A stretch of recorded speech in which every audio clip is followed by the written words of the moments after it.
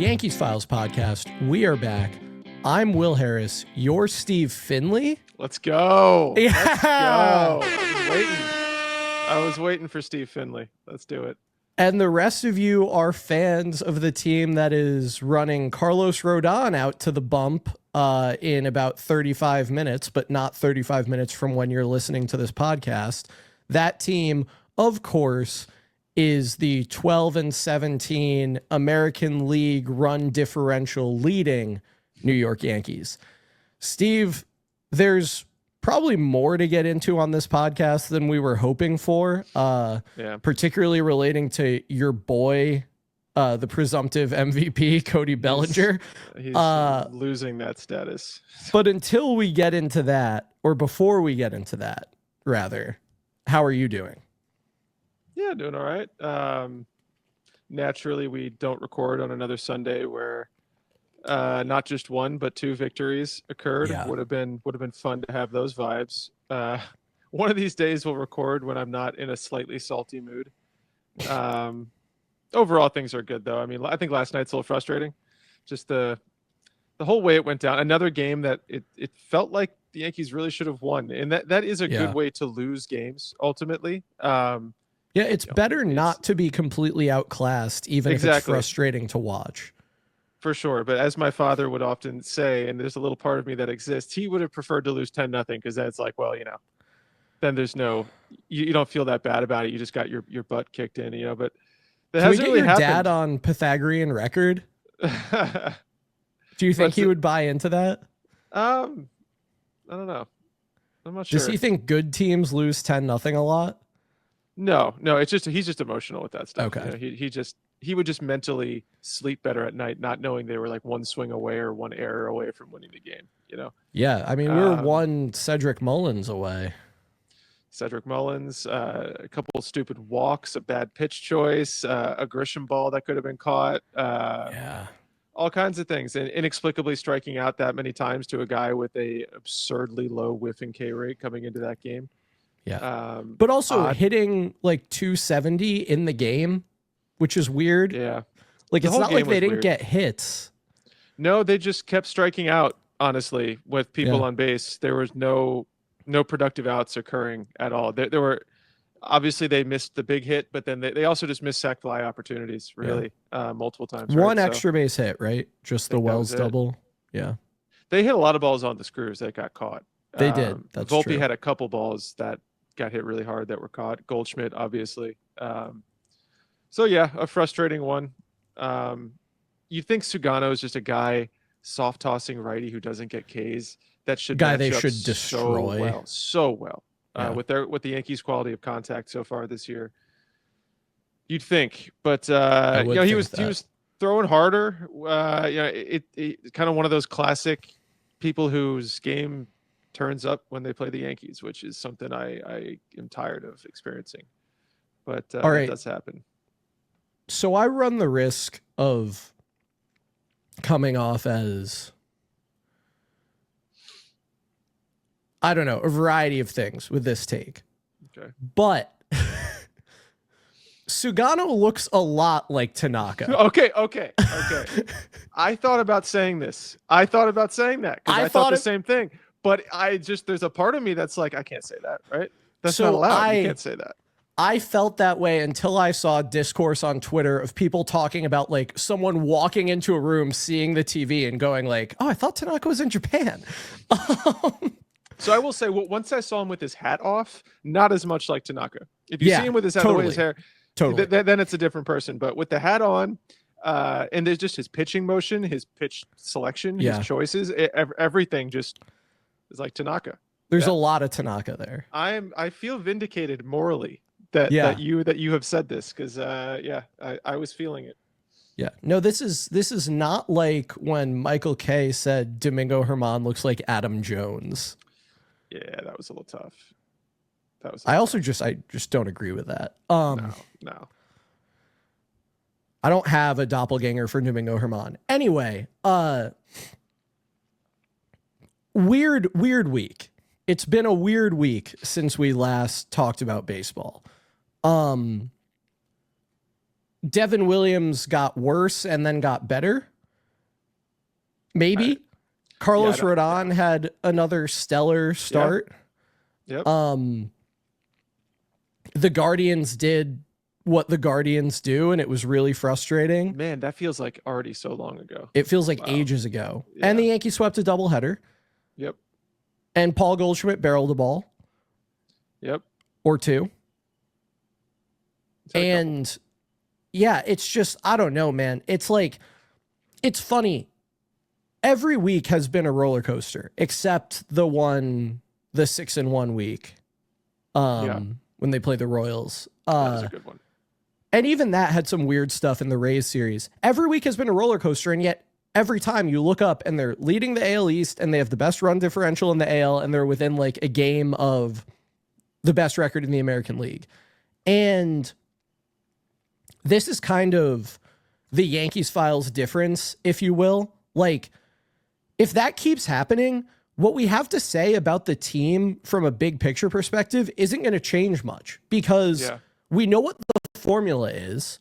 They've been playing to that formula. A lot of the things that we want to see happen are happening. Mm-hmm. Like, it's not to say that there's nothing to discuss, because there's plenty to discuss, and we're going to get into it. We got some listener and follower questions that will help guide that discussion. But like, things are going the right way for Austin Wells. That was something we wanted to see. Anthony Volpe, we're going to have a conversation about him. He's doing the stuff we wanted him to do. The offense has generally been terrific. I'd like Aaron Judge to hit some more home runs. Max Fried is unbelievable. Carlos Rodon has been terrific ever since I tweeted that he was going to be good. Like, it's a podcast about a good baseball team. I think that's the point I'm trying to get across. It is. I think there's just the hallmark of this season to me has been really good team. Like this team, really frustrating losses. This team should be significantly better in terms of their record. They just should be. And that's why I think there's just this lingering dissatisfaction with how the season has gone, because you feel like you should have created a bigger gap right now. Yeah, they could easily be like 20-9. Yes. Yeah. And like truly easily, not just like if we had played a little better, like just stupid, dumb things, like Devin Williams giving up 4 runs against the Tampa Bay Rays, like that. Yeah, that's an absurd thing. Devin Williams, the pitcher, for his career, doing that, like, that is not going to happen many times. For as bad as he's been to start the season, even, like, that's crazy. And doing it again against the Blue Jays, that's a series sweep that should have happened last night. Yeah, maybe more of a loss last night, but also it felt like they just played better than the Orioles the whole night. They did. Will Warren just walked a couple guys and gave up a bomb. That was it. Yeah, if he gives up the home run before the 2 walks, the Yankees win. But he gives it up after the 2 walks. Even if he did all that, if Trent Grisham just catches a damn ball in the outfield that he probably should have, it's a tie game. You don't know what's going to happen. So, I mean, it's just that kind of thing. It's frustrating, but it is better that way, because the team is better than these losses. So, yeah, you just hope it continues. I mean, how sustainable is all of this? I don't know.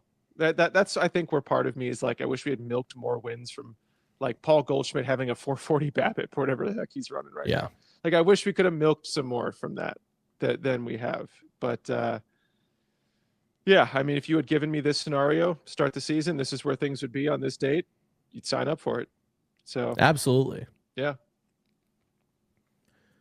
Let's talk about Anthony Volpe, because I think he's the most fun person to talk about right now relative to how fun we thought it would be to talk about him on April 29th. Yeah. Anthony Volpe is posting a career high walk rate of 10.7%, a career high, obviously with the caveat that it's 20% of the plate appearances he'll get this year. Right. Ex-WOBA of 340, a career high WOBA of 339, a career high WRC plus of 122, and a not career low, but also not high BABIP of 284. He's striking out more than he ever has, but in return is hitting the ball like 3 or 4 miles an hour harder on average than he ever did, has set a new career max exit velo, is blowing away his prior barrel rate numbers, and has the highest hard hit rate of his career. And the bat speed's up too. And the bat speed's up by a lot. Yep. By a lot, yeah. I say all of that to illustrate that we've seen Anthony Volpe have productive stretches in the past, but it has not been common for Anthony Volpe's productive stretches to have this profile. Mm-hmm. And that is why I am more bullish on the rest of the season for Anthony Volpe than I was about his full season a month ago. I didn't know that he was actually capable of putting this profile into practice over even this long a time. Mm-hmm. And I'm really encouraged by the fact that he has. The version of Anthony Volpe that hits 230 and slugs 450 is like they've played 29 games and he has a WAR. He's a 5-win player. Yeah, it's like a 4-5 win player. Like that's really, really exciting. And I wasn't going to let myself get this excited if his BABIP was 375 like it was early last year.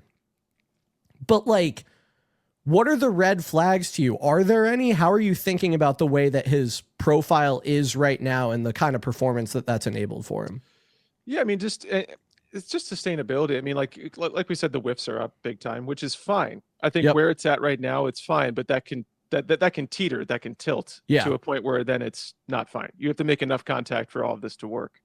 But yeah, I found it interesting. Like talking to some people on Twitter, because I had a couple Volpe tweets out there, and people that aren't, I consider to be smart fans, people I get along with online, were like, yeah, but we've seen this from him before. He's done this. No. He's been hot. I'm like, no, we really haven't. And they're like, okay, well, I guess I'll be wrong then. If Anthony Volpe ends up being, just a stud all year, you can come back and clown me. I'm like, but I'm also not saying that. I'm just saying that this is a more sustainable version. But that doesn't mean it's going to continue.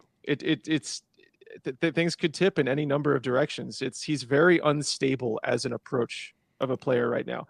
That's why, as much as I like what he's done so far, the whiffs could continue just to pile up. We saw like almost a week and a half period where he was whiffing through everything. I mean, fastballs up, everything. It was rough. Right now, he is buoyed by that 4 home run in like 5-game sample to start the season, and then the last like 4 or 5 games where he's hit well again. That really is doing the heavy lifting for his entire season line right now, which is fine if it's going to come in bunches like that. But you can definitely worry that you can splice apart his numbers so far to make it look like he's been bad. It was just the first 5 games. You take those out, you look at the rest of the season, whatever. He has like somebody was messing with me on this. He has like a 5 for 55 stretch or something. If you perfectly slice it. Yeah, it's like if you look at his numbers since April 14th or something, he looks terrible. Or like, and then you stop it right before the last 3 games. It's like, oh, well, exactly. It's like, yeah, well, okay, I can do the same thing. It's not how a baseball season works. No, and that's why I had a tweet where I like chunked it from the first whatever period of time and then the last week and a half, and I was like, it's only one bad week. Yeah, if you look at it like that, it's just one bad week. So really, it's just narrative dishonesty. We can do whatever we want with this. It's not overall, because it's such a small sample. There's no point to be splicing it up right now. Overall, right now he has whatever 100 number of plate appearances, and he has like a 124 WRC plus. That's the stretch. Yeah, that's the stretch. I think it's just going to be the whiffs. If he continues doing this, assuming we're going to accept that the bat speed's up, the barrel rate's up, all of that stuff is going to. This is now what Anthony Volpe does. It's just going to be, can he make enough contact to take advantage of it? So I don't know if this is encouraging or discouraging, but are you familiar with the plate discipline stat Seager? Seager, yeah. Yes, I hear it discussed often. It is not one that I look at that often. Yeah, so Robert Orr from Baseball Prospectus invented this plate discipline stat Seager, which goes beyond just in-zone minus out-of-zone swing rates to say, are you swinging at pitches you can drive? When you do, are you driving them? Things like that. Right. And he breaks all the kind of component or related stats down into percentiles, which is really helpful. Right now, Anthony Volpe's zone contact percentage is in the 6th percentile. Jesus. Which is concerning for sure. Yeah. and his contact percentage over expected is in the 17th percentile, but his swing decisions are the best they've ever been. Huh. He is a 50th percentile Seager guy now. He was never better than 39th percentile before. He's 50th percentile in selectivity. He's 60th percentile in chase rate. These are all career highs. And when he was setting career highs in contact percentage last year, he sucked. Mm-hmm. So like it's you're exactly right to say it's a balance. It does stand a little bit on a knife's edge for sure, because he can get to the point at which he's making so little contact that it doesn't matter that he's swinging hard. And it doesn't matter that he's hitting the ball harder or whatever, because he's just not at that like floor of contact. However, I really like everything I've seen to this point. And he just had a tough stretch. It doesn't feel like we're asking too much for him to be like 15th percentile at putting the bat on the ball. And that has been enough to sustain this profile. Do you know what I mean? Like, yeah, he needs to make enough contact, but the amount of contact he needs to make is actually not very much at all. No. And a lot of that recent, I mean, it's going to be so bogged down by a very small sample where he was just, I mean, and you can't just erase it, but it was like a week where he was seemingly whiffing on every single four-seam fastball in the zone. Yeah, which sucks. And it does suck, and it's concerning, but I also don't think that's just going to continue. There was some weird something or other going on there. I don't know. Combination of the pitchers he was facing and probably some approach that he had gotten into that he didn't catch up enough. He didn't change and adjust to the pitchers fast enough. It's probably something with a different approach this year. So pitchers were pitching him based off of his profile last year. They start realizing, okay, well, now you're doing this, right? So now we're going to start throwing fastballs up more. And it just took him a while to adjust back to it. But yeah, I don't know. He doesn't need to be. And I think part of the dissatisfaction here is a lot of Yankees fans are still hoping this guy is going to be like a 130, 140 WRC plus bat. That is just not going to happen. I mean, never. It's not in there. It's not, there is no sign that a bat like that exists in Anthony Volpe. And if there was a sign, it would be this. Yeah, exactly. Like, this is as good as it gets so far. Yeah.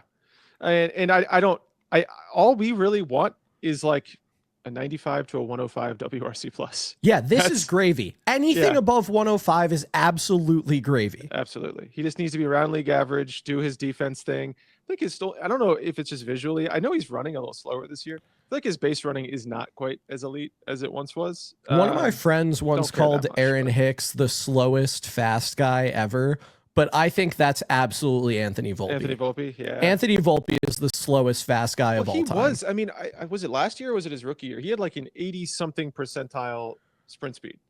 And this year it is down this year. It's like into the 60s, I think. So I don't know about that. That is less of a concern, honestly. Yeah. But when you have such a limited bat, I mean, he was just relying so much on every other tool outside of his bat to supply value. So if he can hit a little bit, then I don't really care if the speed goes down. But he's an interesting one. I got so many weird responses to my Volpe things, man. Some people supporting, but a lot of people were really upset that the guy that we have complained about in the past, that we talked about, that we were probably going to be complaining about this year, I'm offhandedly throwing some like, I'm actually kind of, cautiously optimistic, and people are like, you can go die. All right. Like that's how dare you be cautiously optimistic at this profile? Like, what are you talking about, man? I don't know. It was funny. You said it somewhere. I don't know if it was in a text or a group chat or wherever it was, but you were describing that and you said like, how is it that last year we were getting skewered for being so negative about him, and now we're getting skewered for being the overly optimistic blowhards? Like, we can't win. No. And he's actually like, I don't know. Last year we all said it was fake. All of us. The first month we were like, no, this isn't real. People got so mad at me for my tweet that kind of popped off about how it was fake, and then it was fake, and like, Yeah, and now we're doing it. Now we're like, hey, this one is a little bit more real. And people are like, don't you know it's fake? It happened last year. It's like, I'm living in an alternate reality, man. This just doesn't make any sense. It's crazy. Yeah. We got some other listener and follower questions. I guess I haven't asked you any of them yet, so other was an unnecessary word. But I want to ask this one from Drew at Drew Clugs, or perhaps Klugs. Hi, Drew. Drew writes, Will, please ask #Steve if he was encouraged by Devin Williams' outing last night, and do the two of you have any trust returned from it? He also asked, do you think #Chuck will get us a win today?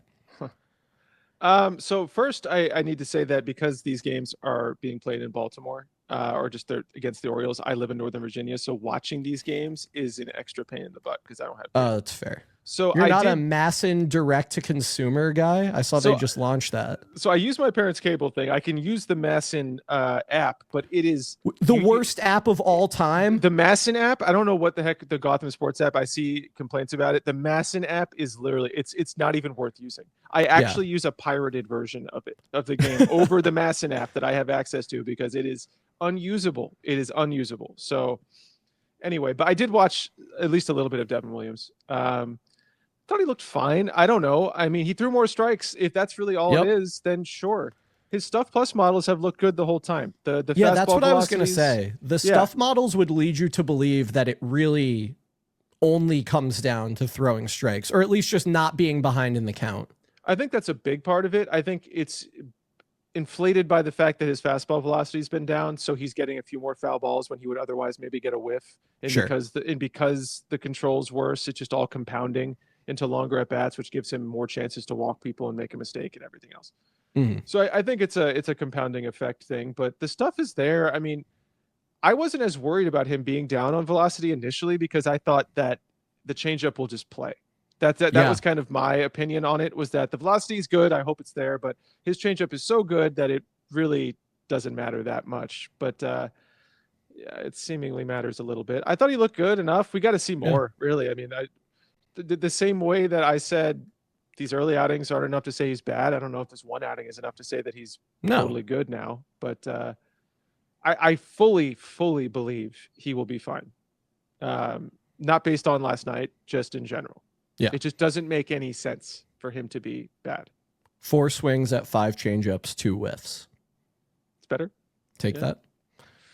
But this was the pitch that's like broke all sense of, I mean, it should be a god pitch. It should be getting stupid swings all the time. And really, we just haven't seen a lot of that. Should be like Fernando Cruz's splitter. Yeah, honestly, ironically, Fernando Cruz's splitter has been the pitch. Yeah. I don't know. I think he'll be fine. But I'm just as frustrated watching him. I mean, just because I even sat there and said it's brutal watching Devin Williams, but I think he'll be fine. And that pissed people off. Yeah. Despite the fact that I said it sucks watching him right now. People are like, he's not going to be fine. He's washed. He's cooked. Like, dude, come on. It's 8 innings. Yeah. 8 innings of a guy who's been that good for that long. Why would it's just let your emotions leave the situation for a minute. Like, think this guy's on a different team for a moment. Pretend like this isn't your closer. And you were looking at his stats. You would not say that he's cooked. You'd be like, oh, wow, he got off to a bad start. Pretend like this is April 2024 Josh Hader, perhaps. Sure. Josh Hader's good again. Yeah. He went on to be fine. Wonder if those guys were ever on the same team. Probably not.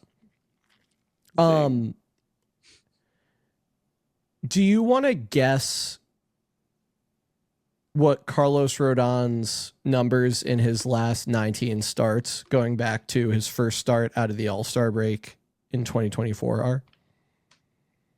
What numbers am I guessing? How about ERA, FIP, K per 9? And this is since last year, All-Star break. Since Bastille Day of 2024. All right. ERA, what's he at right now? He's at like a 3.5 ERA right now this season, right? So something like that. So let's say like a 3.1 ERA. 3.17. Hey. That's pretty good. FIP, because of the home runs, I'm going to go low. I'll say like a 3.3 FIP. 3.96. Okay, I should have gone higher. 3.55 xFIP. Yeah, because I'm letting the last few starts dig into my brain too much because he's been limiting the home runs. And then K rate, it's like 11 flat, didn't it? Isn't that where we were at? 11 1/4. Okay, that was pretty close. And in his last 211 innings from the start of 2024, he struck out 10 and a quarter per nine and has a 3.88 ERA and a 3.96 FIP. Or sorry, a 3.96 xFIP. It's a 4.3 FIP. So this guy, for all the hand wringing, for all the he's a bust, for all that, has been a sub 4 ERA pitcher, even if you include the half season where he was really bad for a lot of it. Like, his last 211 innings have been quite good, and his last 108 innings have been awesome. When will you believe in him? Me? Yes. Oh, I have not. Okay, no, I have not believed in him. You are overstating. All I've done is push back. That's all I've done. Not believing in him. But he's doing a lot of things this year that I absolutely like. And the last couple starts have been the best that he's visually so and everything else. I mean, go look at his Savant page right now if you haven't in a little while. And not you, but the listeners, anybody. Yeah, generally. And compare to what he's done, even when he was really good in 21 and 22. Look at his ground ball rates. Look at his barrel rates. Look at the average exit velocity. He is allowing more weak contact this year while sustaining a high K rate than he has ever done in his entire career.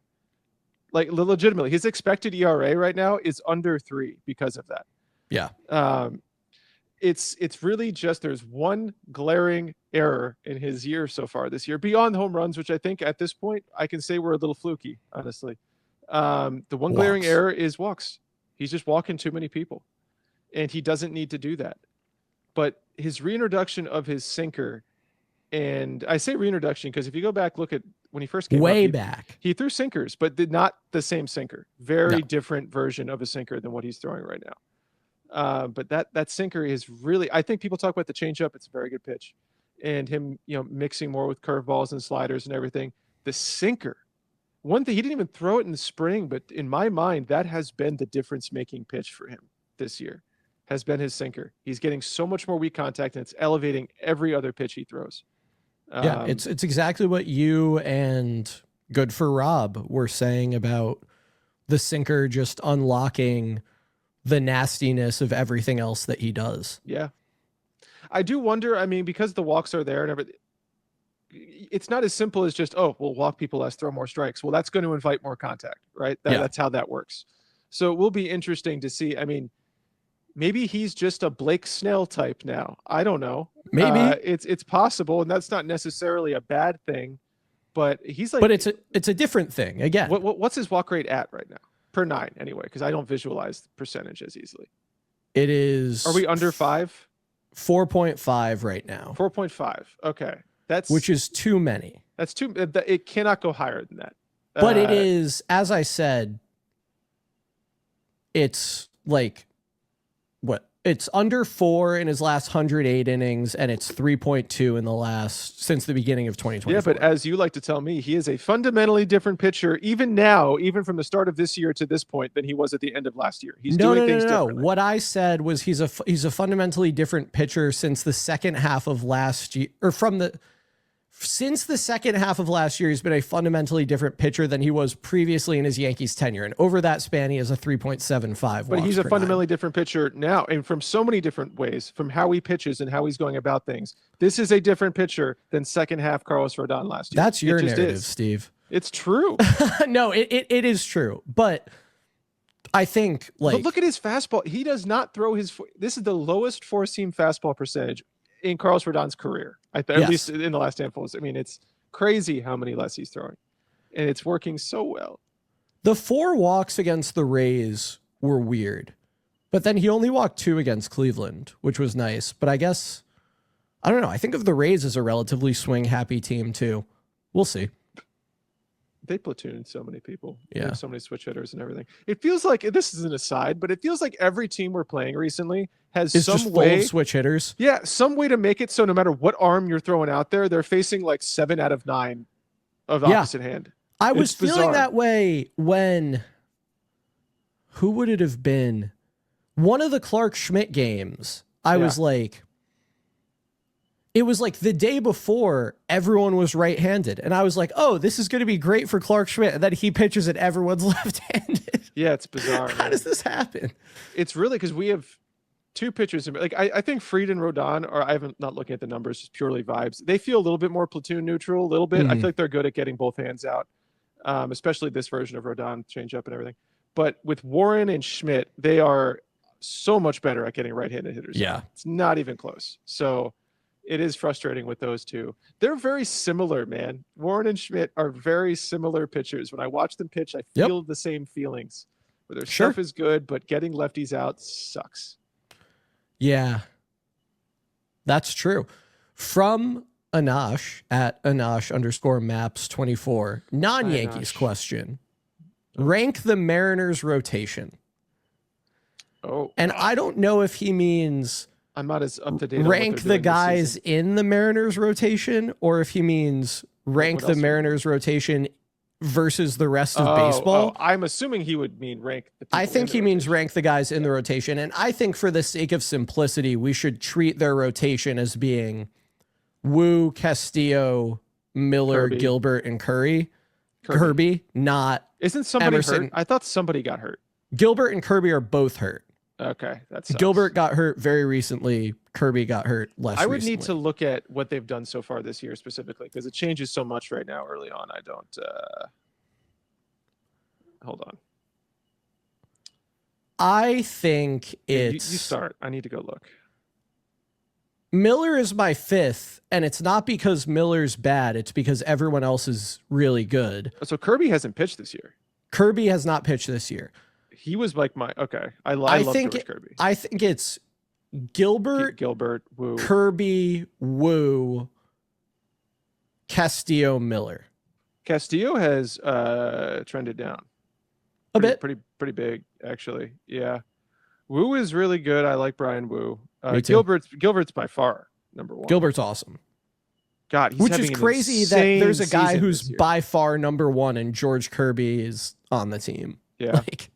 I mean, God, Bryce Miller's not having as good of a year. I really like Bryce Miller too. He's got such good stuff. I'm surprised he's not having a bad year. But wow. Yeah, it's just Logan Gilbert with 13.1 Ks per nine to only 1.8 walks per nine right now. He's disgusting. That's pretty absurd. Yeah, I really like Logan Gilbert. If Kirby were healthy, I would say Kirby too. Then I guess Wu, then Miller. Yeah, that's what we said, right? You would have Miller over Castillo? Yeah, I would. I think I would. I guess Castillo doesn't really strike guys out the way he used to, right? I feel like, and I feel like Castillo's just trending down in my mind, whereas Miller's still young, trending up. I love Miller's fastball. It's just a ridiculous four-seam fastball. I feel like that just gives him such a high floor. Yeah, that's probably where I'd go. Good question. Yeah. From Waleed_Harani at Waleed_Harani. These are all the Twitter boys, man. These are the absolute dudes. Thoughts on Jazz's approach? His barrel percentage is good, but other than that, his advanced stats don't look too great. Launch angle is way up from 22 and 23 as well. So I looked into this a little bit earlier. First of all, we can't talk about Jazz's approach and then ignore that he's walking 12% of the time. Like, that's something that I really like quite a lot. Second, his xWOBA is higher than it was in either of the last two seasons, which is partially buoyed by the walk rate, obviously, being much higher than it's been in the past, but is still a fact. And third, yes, the barrel rate is up, and I like that. And we've seen him barrel balls at like kind of similar rates to this in the past, at least in 2022, which was obviously not a full season for him. I think I actually really like that he's lifting the ball a lot more. He's cut down the ground balls a ton. He just kind of has the same problem that Austin Wells had until like 3 days ago, which is too many of his line drives also turned into fly balls. Which I think is part of what's behind the ultra low BABIP. It obviously shouldn't start with a 1, but like hitting a lot of fly balls will reduce your batting average on balls in play. I don't really mind Jazz's approach. Like if you told me that he's going to swing really hard, walk a ton, barrel the ball a lot, and have a 330x WOBA, I would pretty willingly sign up for that. Obviously, someone in the group chat earlier said like he's whiffing like it's going out of style, and that's true, and he shouldn't do that. But aside from that, like I don't think there's anything I really mind in there. No, I don't know, man. It's hard. The whiffs are bad, both visually and then backed up, statistically. He's just whiffing a ton. There seems to be just some approach. He looked so bad last night. Last night he honestly looked very bad. That was probably the worst I've seen of him. And that was after a few games where I don't know if the hits were really there, but he was walking a lot more, and he actually seemed to be, because sometimes Jazz will walk and it seems like he just chose to not swing. And I don't know what the difference, but it doesn't seem like he's taking pitches, like in that he's reading them and choosing to identify it as a ball. He's just like, I'm not going to swing now. It's a very funny description, and it feels very true. And like, look, man, he's walking, so that's great. But like he was doing that though. So whatever the case, if you're gonna walk, that's good. And then last night, just what the hell was that about? It was weird. He was kind of the reason Sugano had the whiffing K rate that he had. Not only he struck some other people out, but I think he put a stamp on that night in terms of what the results were. So that was disappointing. Camp in some big situations too. I think you could drop Jazz in the order, maybe even two. I don't really care about that much, because you're right. The xWOB is there, buoyed by the walk rate for sure, but the barrel rate is definitely there. Just got to make some more contact. He's a warm weather guy. Hopefully it gets going. I don't know. He's got 3.0 outs above average, which is awesome. He's defending super well. Made a great play last night too, right? Diving play. Yep. A valuable player overall. Definitely. Related question from S Castro at S Castro 87. Who will end up with a higher WRC plus this year, Volpe or Jazz? And a follow-up, whose WRC plus will change the most by total points, either positively or negatively from now until the end of the season? Bellinger is the easy choice to go up. Okay. Who else? Yeah. Well, to the first one, I'm going to go with Jazz. I'm also going to go with Jazz. Just there's no reason to pick Volpe, honestly. Even though I am optimistic about the profile, just cannot do that. If you believe their like rest of season projections, which I do, they have Jazz between like 115 and 125, and Volpe between like 100 and 115 or 110. Wow. Like his floor is actually 100. That's crazy. Yeah, I was looking at it earlier, and I was surprised at how there's one that's at 96. Everything else is like 105. I thought I saw 110 in there. Yeah, 96 to 105. And Jazz being like 115 to 125, Jazz would edge him out. So, Ooh. Yeah. What was the other question? Sorry, my brain was. Whose WRC plus is going to change the most by absolute value over the rest of the year? So, God, I mean, the obvious ones are Bellinger and Trent. Yeah, I mean, potentially Ben Rice, but I believe in Ben ultimately. Though we got to talk about Ben, man. He had a bad little stretch here. But he's had a bad stretch. That's for an aside. And it kind of coincides with the very thing I was concerned about on the last episode. But again, very raised to hit him twice. Yeah. But yeah, who else would change the most? I mean, you could argue Judge, honestly, just because it's probably so. What is he at right now? Because it's so batting average influenced. I don't even know if it's as high as I'm thinking it is. Yeah, isn't it like in the 240s or 250? So that could drop by 40. Judge is points. 243, coming off of 218 last year. Yeah, so that could drop by a fair bit. It will drop. Honestly, it will. It's not. Yes, it will. He's not gonna. Yeah, he's not gonna post a 240 something. Goldschmidt, but I feel like it'll probably drop, but I mean, I think it's going to change more. I think Goldschmidt's will drop by more than Rice's. Probably. Because Ben Rice, let's see. Goldschmidt right now is 155. Wow. God, yeah, that's not going to last. I would be happy with 120. Ben Rice is 163. They might change by the same amount, honestly. Yeah. Who else would be? Because I feel like Wells is kind of. We have so many hitters that are right around 100 WRC plus right now that have been like wavering between like 90 to 95 and 110 to 115. They're just in that general zone. That also answers a related question from Riley at Volpe Wells 2028. Which Yankee hitter do you expect to get hot and which do you expect to cool off? Relative to their current rates, I think it's Bellinger and Trent. Yeah, I think Goldschmidt will cool off. Yeah, Goldschmidt will cool off for sure. I think I don't know what it is. Maybe it's just the idiot in me who said dumb things about Cody Bellinger before the season started. I really think he's going to get hot and be insane at some point. And you think it's going to be like not just a BABIP run. You think it's going to be like a legitimate, supported by the peripherals, Cody Bellinger, like vintage degree. Cody Bellinger run for some period of time, not indefinite. No, but I think it will happen. And I had a really interesting debate, bordering on argument, but like a friendly argument with Rational Yankees fan on Twitter about Bellinger the other day. And his point of view was that this performance from Cody Bellinger is what was always going to happen because Cody Bellinger, we've seen that he was overperformed and that this is the chickens come home to roost kind of. That like this is, the end result, the luck ran out. Now he's like this. And I get that point of view, but if you look at what he's been doing this year, it doesn't make any sense. Like Cody Bellinger, whether he was good or bad at any point in his career, pulled balls. He always has. His entire damn career. It is a constant. Yep. He is like pulling nothing right now. His pull like rate under 20%, right? It's ludicrous. It makes no sense. It's weird. And so I just don't think this is a fair time to judge him yet, to say what's going to happen, because I just don't think that's going to last. I just don't. And his retort was, well, we've seen him change his approach over the years and it's never worked. I'm like, yeah, but this is something that has lasted between approaches, between different versions of Cody Bellinger. He pulls balls. He's not doing that right now. I don't think it's because he's just too bad to pull balls now. And I don't think his intent is to not pull balls right now. That would be dumb. Yeah. Stupid. So I don't know what's going on, but I think he will start to pull balls again, and that will lead to some success.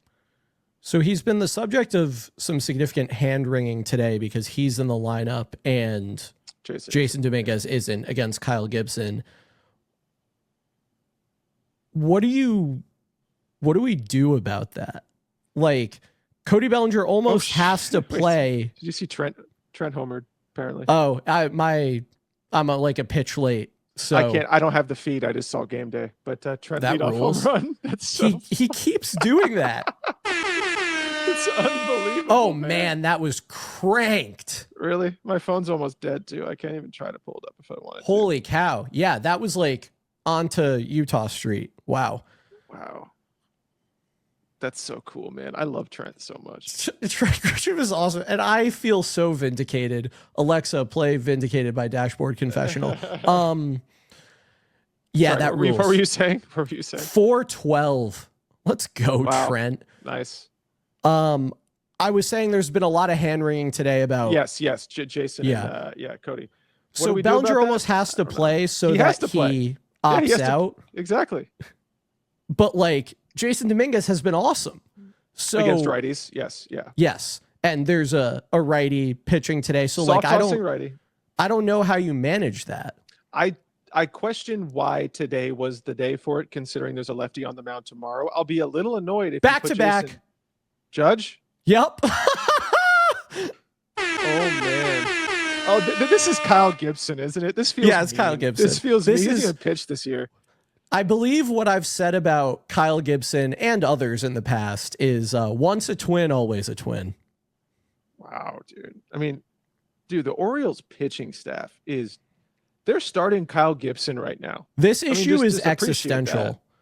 I mean, we're starting Carlos Carrasco tomorrow. So I guess but like this, there is Max Fried and Carlos Rodon and even like Clark Schmidt are not walking through that door for Baltimore right now. Well, where is that? I mean, we don't have to go into a long conversation about this, but they have a few pitchers shelved that are good. And I don't know what the status of them is anymore because I think they moved Grayrod to the 60-day like yesterday. Okay. What about Bradish? Bradish was so I don't know what the status of Bradish is, but yeah, he was awesome. Yeah. That actually might be it though. That might be the only two I'm thinking of. Ben Rice? No way. Back to back. No way. Wait, that's got to be a home run, right? Yeah, it's a home run. No way. How many teams have started multiple games in a season with back-to-back-to-back home runs? Oh man, that is so. I wish I could watch these damn games. This is brutal. All right, we got to end this podcast because clearly this game needs to be watched. The Orioles pitching problem is existential, and with Jordan Westberg and Colton Cowser hurt, and Anthony Santander gone, Tyler O'Neill's hurt. Tyler O'Neill hurt, and like beyond opening day hadn't really done anything special. Like, it's amazing to me that it's amazing to me that they had all of these pieces that were going to be so good, and they were not at all counting on Cedric Mullins being a god. And he's amazing. I love Cedric Mullins, and of course he's amazing. And the team sucks anyway. Like, could you imagine if they got the expected production out of Cedric? Oh my gosh! I mean, or if they had just had everybody else doing what they hoped they did. The team could be amazing. I mean, I'd be pulling my hair out if I was an Orioles fan, man. Yeah. Brutal. Well, Steve, after those back-to-back-to-back home runs to start the game, your confidence out of 10 in these New York Yankees. Did we not get 4? Goldie got out, huh? Okay. Yeah, I'm still a pitch behind, but he hasn't hit a home run yet in the plate appearance as I can see it. He grounds out. What a shame. Confidence out of 10. I don't like these weekly. Now that I'm doing it, I used to like to listen to you guys say it because it was just funny. But how am I going to change? How am I going to change? I feel pretty comfortable where I was. It's still too early. I'm going to go with an 8. That's where I've been, right? Did I say 8.1 last time? I don't remember. You might have. I'm going to say 8.2 because they just hit back-to-back-to-back home runs and it was really sick. The thing is, they can still lose this game and that would mean nothing. But gosh dang it, Steve. Realist. This episode is over. Do you have any parting shots? No, I want to watch a hopeful victory. Did Cody go yard? Yes. Oh my gosh. 103, 403. I just looked down and saw another one. I thought it was the old ones. And then I saw Cody Bellinger. This is unbelievable. I'm assuming he pulled this ball, right? Because I can't see it. But I still haven't gotten the pitch yet. He had to. Because he can't hit it 403 anywhere else. No. Oh man. Yeah, so Cody's back. He's fine. Obviously. Ben Rice's elbow is good. And wow. Well, that's pretty good. That's unbelievable. Very, very happy start. All right. You can keep up with everything we do. We recorded during a happy game. Will. Look at us. Come on. They better not lose this game now. They better not. But everything we saw of it was great. Yes. You can keep up with everything we do at YankeesFiles.com. You can follow us on Twitter where we are at YankeesFiles. The podcast is available wherever you get your podcasts, including with the added bonus of video if you're listening on Spotify. The full video podcast also goes up on our YouTube channel, youtube.com/@crosstownsports. We hope that you'll rate, review, subscribe, give it a thumbs up, whatever the appropriate positive interaction is. If you like it, we hope if you don't like it that you just ignore those things and download it and listen to it a bunch of times. With that, we are going to wrap this one up. We will be back not at the same time because we'll be more on time, I guess, at the very beginning of next week. Sunday, Monday, I think we got a Sunday in us, finally. Yeah, I think we do. To recap the rest of the Baltimore series and the home series against Tampa. Until then, let's go Yankees.